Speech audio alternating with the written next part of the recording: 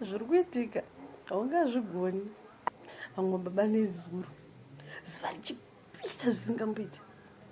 Saka takamira pabhengi, palaini pebhengi paya, ndachangobva pamashops paya pandasangana vakomana vaya vairwira chingwa.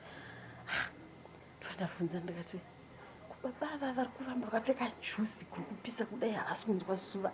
Saka neshamwari yangu pamwe vane malaria. Tikati malaria, zvikanzi vanogona kunge vaine flu. Juzi racho ravanga vakapfeka 2x4. Ndati makaswera sei? Ndaswera maswerawo. Kati hakusi kupisa here nejuzi ramakapfekera. Zvikanzi zvakaoma mati. Tikati kuchiko ndobva vanditora tivataenda pasaidi.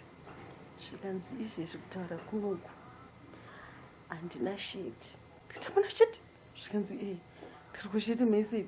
Zvikanzi ndakatonamirira kora pajuzi. Namirira kora pajuzi. Zvikanzi mirai ndikubvisire moni. Kwakuti kode kuti wanike ikora yakasunirirwa pajuzi. Ndikati nhai baba mashaya sheti.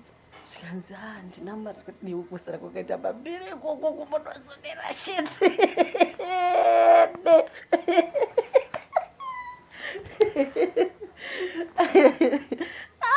Zvakaoma. Mufunge kuti hakusi kurwara brain. Mufunge stress, nhau dzekushaya mari pamwe. But hakusi kushaya mari. Kurwara. Mwakarambwa mukadzi. Sheko haina sheti.